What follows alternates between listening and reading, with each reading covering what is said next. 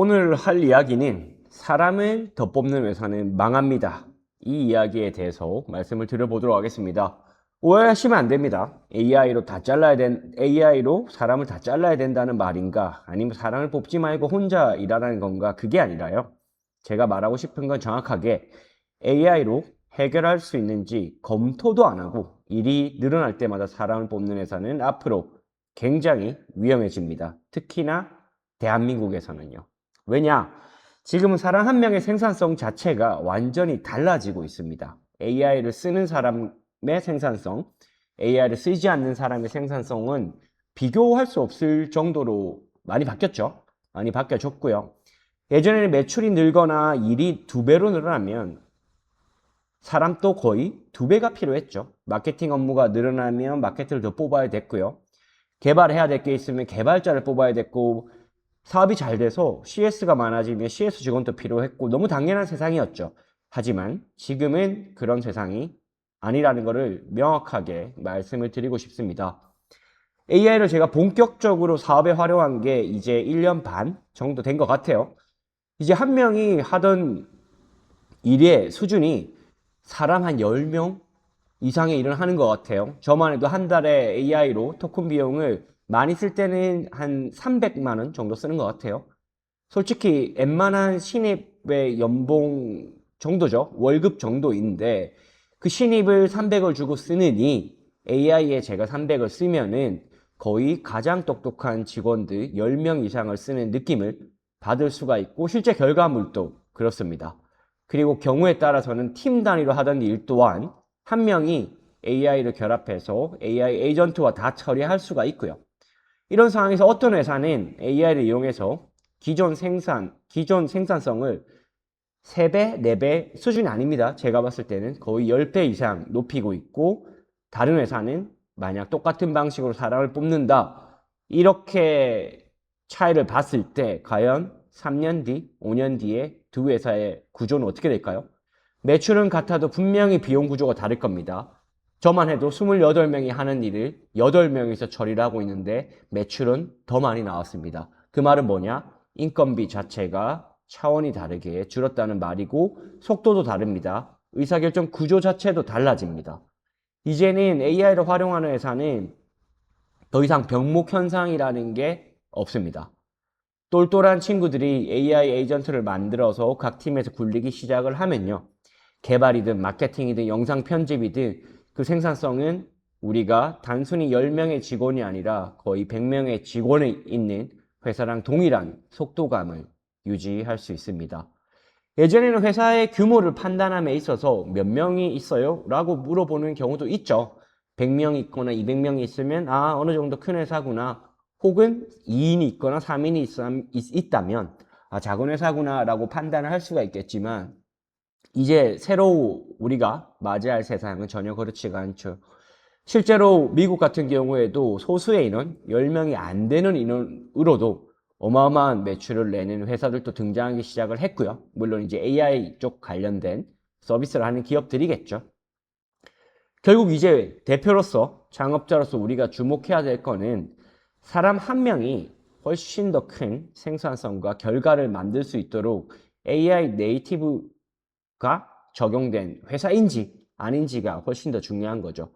그리고 제가 좀 말씀드리고 싶은 건 특히 한국에서 사람을 채용하는 게 사업적으로 얼마나 큰 결정이자 리스크인지에 대한 이야기, 그리고 그 인건비라는 고정비가 회사를 얼마나 더 빠르게 위험하게 만들 수 있는지 그런 이야기들을 한번 해보려고 합니다. 사업을 해보면 느끼는 게 있습니다. 사업이 잘 될 때는 고정비가 무섭지 않죠. 좋은 사무실, 그리고 많은 인원들. 왜? 매출이 계속 올라오니까요. 저도 그런 경험이 있었죠. 투자도 받고 매출도 계속 올라올 때는 우리 일이 많으니까 사람을 좀 더 뽑아야 되지 않을까? 혹은 투자를 받았다면 좀 더 똑똑한 친구들을 데려오고 싶다. 이런 생각을 대표로서 당연히 할 수밖에 없습니다. 그렇게 하게 되고요. 직원 한두 명 더 뽑는다고 그 월급 감당이 안 될까? 충분히 할 수 있을 것 같은데 사무실도 더 좋은 데 가도 뭐 한 달에 월 임대료 500, 1000 더 증가한다? 해볼 만한 것 같거든요.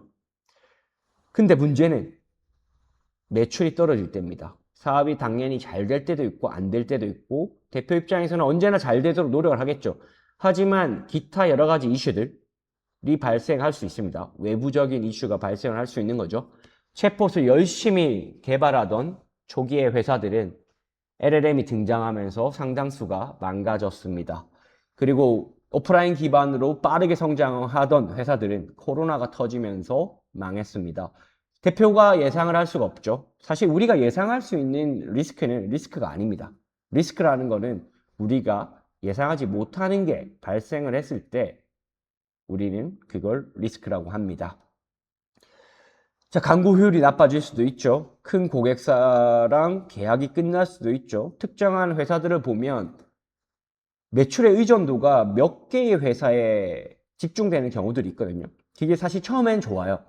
와, 우리가 이 회사만 들고 있으면 연간 10억이 발생하네, 20억이 발생하네. 근데 만약 갑자기 그 회사의 계약이 끝난다면 과연 늘려놓은 고정비 감당이 될까요? 쉽지 않습니다. 사무실 임대료도 그대로고요. 인건비도 그대로고요. 다 고정비입니다. 매출 자체는 변동비처럼 등락이 있죠. 왔다 갔다 하는데 비용은 고정되어 있는 구조. 이게 정말 사업에서 무서운 거거든요. 제 주변에 망한 회사들은 보면 어차피 안 되는 대표들은 안 됩니다. 망할 것도 없어요. 그냥 대충 그냥 깨작깨작 하다가 망하는 건데 오히려 무서운 게 뭐냐. 사업이 너무 잘 돼서 투자도 100억 이상 받고 직원도 100명 이상 있다. 근데 매출이 꺾인다. 이러면 정말 감당하기가 힘듭니다. 실제로 제 주변에는 안 좋은 선택을 한 대표들도 많죠. 안 좋은 선택을 해서 이 세상에 더 이상 존재하지 않는 대표들도 있고요. 그럼 그런 친구들이 부족했냐? 우리는 사실 결과로 말하는 게 프로의 자세지만 제가 봤을 때는 똑똑하고 정말 누구보다도 더 많은 노력을 했지만 사업이라는 게 꼭 그렇다고 성공하는 건 아니거든요. 내가 예상하지 못했던 일이 발생을 하거나 정말 죽어라 열심히 했는데도 망할 수도 있는 게 사실 사업인데 그랬을 때 대표의 개인의 인생은 어떻게 되냐? 쉽지 않은 거죠. 근데 이게 고정비가 없다면 사실은 회사가 망하기는 쉽지 않거든요. 변동비는 어차피 매출에 수반돼서 발생하는 거기 때문에 상관이 없는데 고정비는 정말 무섭습니다. 항상 우리가 잘 될 때 생각을 하지만 안 됐을 때 과연 우리가 버틸 수 있을까? 약간은 보수적으로 고민하는 것도 필요하다는 거죠. 자, 문제는 안 좋아지는 게 만약 한두 달의 일시적인 상황이다. 우리 코로나가 터졌을 때도 마찬가지죠. 이거 금방 끝나겠지. 혹은 이거 대수롭지 않은 일이지. 하지만 3년이고 4년이고 갈 수도 있다는 거죠. 그 당시에 만약에 여러분들이 요식업을 했다거나 여행사를 했다. 과연 버틸 수 있었을까요? 버틸 수가 없는 거죠. 오히려 소규모의 회사들은 어떻게든 버텼을 겁니다. 근데 너무 잘 돼서 고정비가 많이 늘어난 상태인 회사는 그런 대외적인 큰 변수가 생겼을 때 절대 버틸 수가 없다는 거죠. 무섭지 않아요? 매달 정해진 날짜에 인건비는 나가야 되는데 우리의 매출은 이번 달에도 다음 달에도 확신을 할 수 없는 순간을 마주한다는 거 굉장히 무서운 거예요. 매출이 안 나왔다고 이번 달 회사 어려우니까 돈을 다음 달에 드릴게요. 할 수가 없어요. 절대 그건 할 수가 없는 거고 퇴직금이고 월급이고 다 회사가 망가져도 결국은 대표가 책임을 져야 되는 부분이거든요. 근데 만약에 대표가 이런 상황을 마주한다. 정상적인 사고가 안 됩니다. 의사결정 자체가 이상해진다는 거죠. 장기적으로 필요한 일보다는 당장 현금이 들어온 일을 합니다. 그래서 보통 기술 기업으로 시작을 했다가 SI 업체, 개발 업체로 전환하는 경우도 많습니다. 근데 오히려 만약 그렇게 해서 당장 일시적으로 현금이라도 수혈이 되면 다행인 거죠. 그것조차도 영업력이 없어서 혹은 내부에서 처리할 수가 없어서 수주를 못하면 그냥 망가지는 거죠. 근데 이거를 반복적으로 하다 보면 이 조직을 유지하기 위해서 우리가 처음 생각했던 사업이랑은 원하지 않는 방향으로 끌려가기 시작한다는 거고 그런 관점에서 저는 사업에서 고정비를 늘리는 결정 굉장히 보수적으로 해야 된다고 생각을 합니다. 특히나 한국에서는 사람을 채용했는데 일을 못한다? 정리해고를 할 수가 없습니다. 사실은 그게 가장 큰 문제죠. 아무리 고정비가 무서워도 노동법상에서 우리가 사람을 채용했는데 몇 달을 지켜보다가 이 사람의 성과가 안 나온다. 그렇게 했을 때 다음날 짐을 싸게 한다. 이러면은 사실 고정비가 아닌 거죠. 한국에서는 그게 절대 안 됩니다. 저는 운 좋게도 아직 그런 이슈는 없었지만 제 주변에 사업을 오래 한 대표들은 다 한 번씩은 고용노동부 같은 데서 조사를 받았습니다. 알바를 채용했다가도 받은 적도 있고요. 정말 듣다 보면은 아, 이런 일이 있을 수 있구나라는 케이스도 너무너무 많습니다. 결국 고용이라는 게 한국에서는 엄청나게 무서운 계약이고 회사 그리고 대표가 끝까지 책임을 져야 되는 결정이라는 거죠. 자, 그러면 우리가 만약 면접을 잘 본다고 좋은 사람을 뽑을 수 있을까요? 그건 또 아니거든요. 그래서 리스크라는 거예요. 아무리 면접에서 훌륭하다고 생각을 했지만 막상 한 달, 두 달 일을 해보다 보면 일을 못하는 사람들도 세상에 너무나 많습니다. 그때 대표는 아무것도 할 수 있는 게 없는 거죠. 자, 그럼 이걸 오히려 지금은 좋아진 세상이에요. 이제 AI가 등장함으로써 해결할 수가 있죠. 저 같은 경우에도 개발팀이 있었지만 제가 1년 반부터 바이브 코딩을 계속 써보면서 어느 정도 수준에 도달하니 이거는 개발팀에 내가 이야기하는 것보다 내가 하는 게 더 빠르겠네? 라는 변곡점이 존재했습니다. 벌써 그것도 이제 한참 지났죠. 그러면서 저는 개발팀을 정리하고 디자인팀도 정리를 했습니다. 디자인팀과 영상 편집팀 또한 정리를 했죠.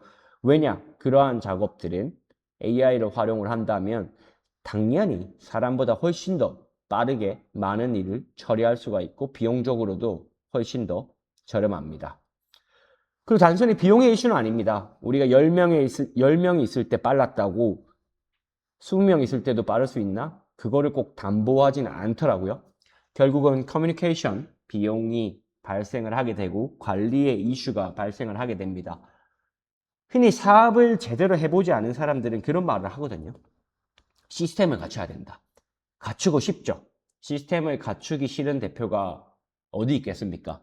근데 그 시스템이라는 것 자체는 회사가 정말 돈을 잘 벌거나 정말 많은 인원이 있을 때 그나마 가능한 겁니다. 우리가 흔히 말하는 삼성이라든가 대기업 정도 수준이 되면 아무리 뛰어난 사람이라도 결국은 부품으로 돌아가게 됩니다. 근데 지금 이거를 듣는 여러분들 혹은 저 같은 사람들은 띡 해봐야 10명, 30명, 50명, 100명 정도 수준의 사업을 영위하고 있을 텐데 그때 시스템을 갖춘다? 쉽지 않습니다. 굉장히 어려운 일이라는 거고 물론 장기적으로 우리는 시스템을 갖춰가기 위한 노력을 계속 경주해야 되겠지만 그게 생각보다 쉽지 않다는 거를 사업을 하시면은 분명히 느낄 수 있는 부분들이 있습니다. 그리고 시스템이라는 단어를 잘 생각해 보면 좋은 단어일 수도 있지만 반대로 말하면 느리다는 말일 수도 있습니다. 모든 게 시스템화가 되어 있고 결제 라인이 있고 이러면 의사결정 자체가 느린데 대기업은 그렇게 해도 되죠. 근데 우리 같은 스타트업들이 의사결정 과정이 느리다, 시스템이 갖춰져 있어서 체계적이다, 좋을 수도 있지만 반대로 말하면 경쟁자보다 느리다는 말이고 그 결과는 안 좋은 결과로 나올 확률이 더 크다고 저는 그렇게 생각을 하고 있습니다. 자, 그리고 인건비. 인건비가 단순히 연봉 3천을 준다고 우리가 나가는 비용이 대표한테서 나가는 회사한테서 나가는 비용이 3천일까요? 아니죠. 사업을 해보시는 분들은 다 알고 계시죠. 여러 가지 보험들을 우리가 부담해야 되는 부분도 있고요. 당연히 퇴직금도 고려를 해야 되고요. 이 사람이 쓰는 공간, 노트북 같은 기기 모든 것들을 고려하면 생각보다 많은 돈이 나갈 수가 있습니다. 분명히 그런 부분을 고려해야 되고 매출이 늘어나고 일이 늘어난다고 거기에 수반되는 인원을 무작정 뽑으면 분명히 독이 됩니다. 굉장히 무겁게 생각해야 돼요. 결국 망하는 회사들을 보면 대표의 개인의 인생 자체도 망가집니다. 보통 회사에 대출이 있는 경우도 있고 기타 투자금도 있을 건데 일단 기본적으로 100명이 있는데 회사가 망했다. 100명의 퇴직금 대표가 끝까지 책임을 져야 됩니다. 근데 과연 100명의 퇴직금을 대표가 책임질 수 있을까요? 책임 못 지겠죠. 그렇게 되면 어떻게 되냐? 파산으로 갑니다. 파산. 사회적으로 이 사람은 신불자가 되는 거죠. 자, 그런 사실 상황에서 재기를 할 수 있을까요? 쉽지 않습니다. 저는 파산을 했다가 신불자가 됐다가 재기하는 대표 아직까지는 못 본 것 같아요. 미국에는 그런 케이스들이 있는 것 같은데 적어도 제 주변에 수많은 창업자들이 성공을 하고 망한 케이스가 있지만 망했는데 다시 재기를 했다? 정말 아직까지 저는 사업을 10년 가까이 하면서도 못 본 것 같아요. 그냥 망한 상태로 인생이 흘러가는 경우가 대부분입니다. 굉장히 무서운 말입니다. 이거를 꼭 기억하셔야 돼요. 자, 그리고 또 어떤 이야기를 드릴까요? 지금 듣는 분들이 AI를 어느 정도로 쓰는지 제가 모르겠어요. 각자가 다 다르더라고요. AI에 대한 리터러시도 다르고, AI 에이전트를 활용하는 방식도 다르고, 여전히 질문을 던지는 분들도 있는 반면에, 서비스 자체를 바이브 코딩으로 만드는 저 같은 사람도 있는 거고요. 제가 오늘 제가 인턴한테 지시한 거는 지금 하고 있는 컨텐츠 마케팅의 영역을 클로드 코드를 통해서 자동화를 한번 시켜보자. 주기적으로 우리가 세팅한 시스템에 따라서 컨텐츠가 발행이 되는 그런 자동화 시스템을 너가 큰 그림을 좀 로직을 짜면 내가 그거를 아예 우리 내부 회사 시스템으로 개발을 바이브 코딩을 하겠다라는 지시를 방금 내렸는데 이게 된다면 기존에 이 친구가 하는 일의 생산성은 극도로 높아지겠죠. 기획서나 리서치도 마찬가지입니다. 제가 예전에 특정한 영역에 진출을 하고 싶다거나 B2G 사업을 수주할 때는 100장에 가까운 문서를 썼어야 됐거든요. 이제 그렇게 일을 안 하죠. 예전에는 신입들한테 그동안 우리가 합격을 했던 B2G의 수백 장의 이제 문서들을 던져주고 이거를 참고해서 신규로 우리가 지원할 거에 대한 초안을 한번 나랑 이야기해보자 라고 일을 맡겼다면 사실 한 세월이죠. 일주일이 걸릴지, 2주일이 걸릴지, 중간중간 내가 방향성을 바꿔줘야 되고, 공수가 많이 들어갑니다. 이제 저는 그렇게 안 합니다. 저희가 합격을 했던 수백 장의 이 장표들, 문서들을 다 AI에 학습을 시킨 다음에 특정한 무언가의 사업이 나온다면 그 초안을 바로 작성을 해달라고 합니다. 그러면 거의 80%, 90%에 가까운 퀄리티를 가진 초안이 완성이 되고 나머지 검토와 10%의 플러스를 채우는 일만 하고 있습니다. 일주일이 걸릴 일을 하루 만에도 끝낼 수가 있다는 거죠. 여전히 영업 같은 부분은 결국은 사람이 해야 되지만 사실 회사에서 영업 조직이 큰 회사도 있겠지만 대부분의 회사들은 일반적인 사무직들이 많을 거예요. 가장 대체하기 쉬운 게 바로 이런 사무직들입니다. 그리고 루틴한 일을 하는 사람들, 빠르게 사람을 정리하고 AI를 활용하는 게 앞으로 장기적인 시각에서 생산성을 올리고 살아남는 길입니다. 나는 사람들을 정리를 못하겠어. 나는 우리 친구들을 어떻게 AI가 나왔다고 정리할 수 있지? 라는 생각을 할 수도 있어요. 저도 사람인데 그런 생각을 안 할까요? 근데 무서운 거는 누군가는 그렇게 생각을 안 한다는 거죠. 누군가는 너네가 10명이 할 일, 우리는 1명이 다 처리해. 너네가 100명이 할 일, 우리는 10명으로 다 끝내. 우리 경쟁 상대는 이미 그렇게 슬림화되고 속도 면에서 훨씬 더 빠른데 비용조차도 적게 나갑니다. 과연 장기적인 경쟁에서 우리가 그러한 회사를 이길 수 있을까요? 이길 수가 없습니다. 분명히 그 부분을 제대로 대표가 인지하지 않으면 절대 조직은 변경되지 않더라고요. 물론 AI가 다 잘하는 건 아닙니다. 모든 업무에서 사람보다 잘하는 건 아니겠죠. 오히려 도메인 지식을 가졌거나 경력이 있는 사람이 AI를 활용했을 때 날개를 달게 되는 거지 신입이나 인턴 같은 친구한테 무작정 AI로서 생산성을 높여라 라고 지시를 했을 때는 산으로 가는 경우가 많습니다. 제가 아까 인턴에게 그런 요청을 했던 거는 이 친구는 이미 AI에 대한 훈련이 충분하게 되어 있고 도메인 지식도 어느 정도 있는 상태이기 때문에 제가 그런 요청을 드린 거고 생각보다 그런 AI 리터러시가 없거나 각종 툴을 활용 못하는 사람들이 아직은 많습니다. 아직은 많기 때문에 저는 그거를 가장 빠르게 회사 자체가 AI화가 되려면 대표가 이미 AI 네이티브가 되어야만 그게 가능하다고 생각을 하고 있습니다. 지금까지 들었을 때 어떤 생각이 드나요, 여러분? 실무적으로 우리가 채용할 때 잡 디스크립션 같은 걸 쓰잖아요. 이 사람이 어떠한 일을 해야 되겠다. 그러면 예전에는 단순히 그 쪼갠 업무를 채용 공고에 올려서 거기에 맞는 사람을 면접을 보고 채용을 했다면 이제는 달라져야 된다는 거죠. 그렇게 쪼개진 업무에서 과연 AI가 할 수 있는 게 뭐고 AI가 못하는 게 뭔지를 발라낸 다음에 AI가 할 수 있는 영역을 다 삭제를 하고 AI가 할 수 없는 영역만 보고 채용을 할지 말지를 판단을 해야 되는 겁니다. 사실 좋은 세상이에요. AI를 사용하는 회사 입장에서, 사람 입장에서는 굉장히 좋은 세상이 펼쳐지고 있는 건데, 제가 쭉 큰 회사들의 AI 쪽 교육을 나가거나 혹은 컨설팅을 진행을 하다 보면 여전히 DT조차도 안 돼 있는 회사가 많습니다. DT가 안 되어 있는데 데이터화가 안 돼 있는데 어떻게 AI가 될까요? 불가능한 이야기죠. 오히려 그렇기 때문에 작은 회사들에게는 기회가 생깁니다. 큰 회사들이 하는 일을 우리는 훨씬 더 빠르게 저렴하게 처리를 할 수가 있으니까요. 자, 마지막으로 이제 사람 채용에 대한 리스크에 대한 이야기를 좀 드렸는데 한 번쯤은 깊게 고민을 해볼 영역이라고 생각을 합니다. 자, 오늘 준비한 이야기는 여기까지고 다음 시간에 또 제가 재밌는 이야기를 한번 준비해서 가져오겠습니다. 감사합니다.